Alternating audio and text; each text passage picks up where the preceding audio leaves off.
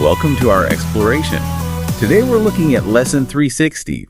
Yeah, and at this point in the workbook, a lot of the lessons can sound a little familiar on the surface. We're talking a lot about peace and holiness, certainty. And that familiarity is sort of the catch, isn't it? Because if we just hear them as, slight variations of the same nice idea, we might miss the really important shift that they're offering. That's right. And our focus for this exploration is really to zero in on one key distinction that Lesson 360 helps us correct. It's the difference between certainty and reassurance.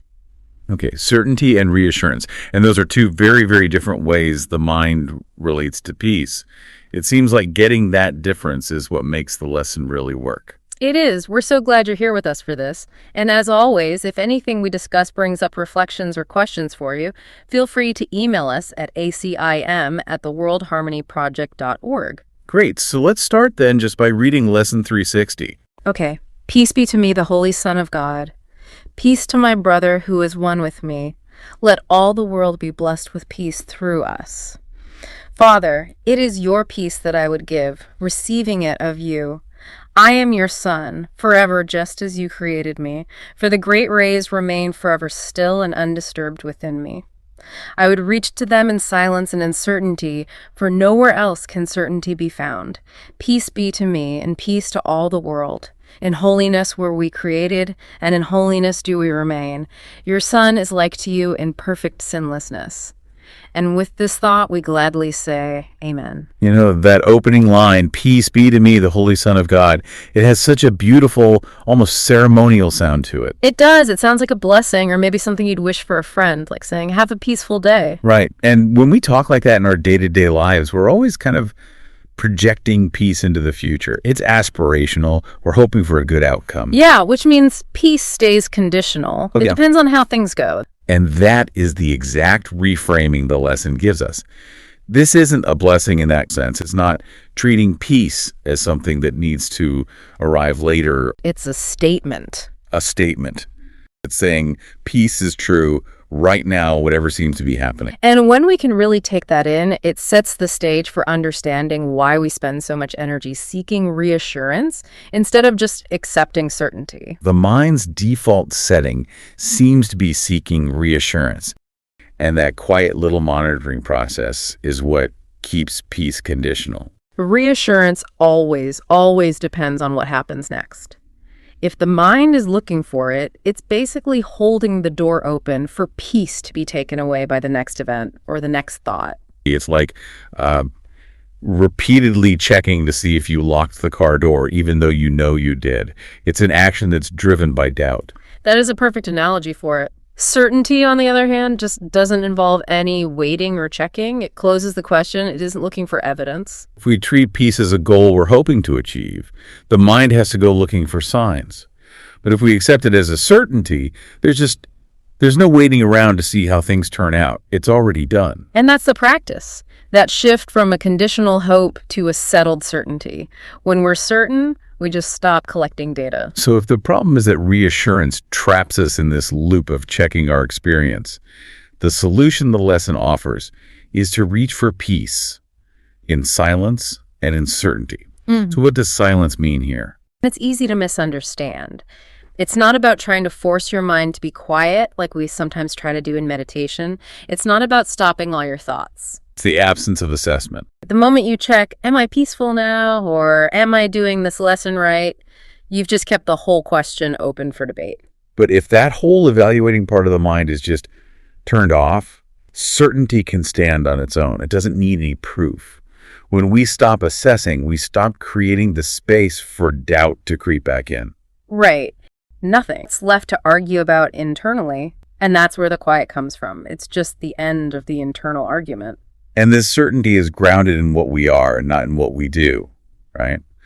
The lesson treats peace as a condition of our identity, not as a feeling or a mood that comes and goes. The lesson says, the great rays remain forever still and undisturbed within me. The great rays, a symbol for our true self, our sinlessness, that part of us that doesn't change. And peace is just part of that identity. It doesn't depend on our behavior or our conversations or whether everyone agrees with us. Even if you're having a completely chaotic day on the outside, the lesson is saying that peace is still present within you because your identity is undisturbed. Yes. And that helps us stop confusing the feeling of peace with the fact of peace. That's a huge point. The feeling often follows when we recognize the fact. But the fact of peace isn't dependent on the feeling being there. Certainty gives us permission to stop trying to manufacture a feeling. And that understanding leads us right into the next line. Peace to my brother who is one with me. Yeah, and we often hear that and immediately think about our relationships. We think it means we have to forgive our brother for something, or we wish they would just act differently so we could have some peace. Which, of course, would make peace conditional all over again. Right. It would mean my peace depends on my brother changing his behavior or finally agreeing with me. But the lesson is treating this as a statement about identity, not a wish for better relationships.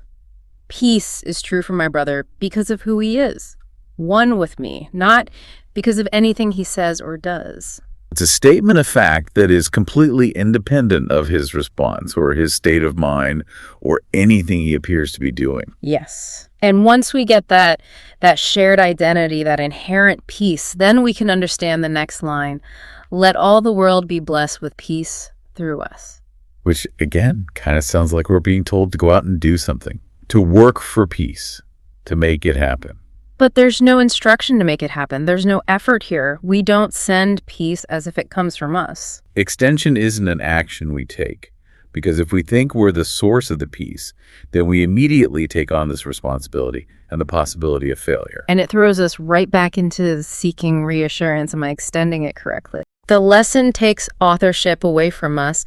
Peace blesses the world simply because it's already established in us. We are the channel through which it extends, not the ones producing it. We're like a transmitter that's already switched on. The signal just radiates out naturally. We don't have to aim the antenna. That's the certainty. And then the final phrase in the lesson just drives that point home so powerfully. And with this thought, we gladly say, Amen. That final word, amen, it's not just a formality or, a sign of reverence. It signals completion. It marks the absolute end of the thought. And maybe most importantly, it's a refusal to reopen the question. It's consent. It's saying yes to the truth that was just stated. It closes the matter. It doesn't invite us to revise it or test it to see if it holds up. Exactly. The moment we say amen with certainty, we're saying this thought is settled. I will not go back to doubt. If we said, well, let's wait and see if it works, we'd be right back in reassurance. So that's the essential takeaway. Lesson 360 isn't asking us to try harder to feel peaceful.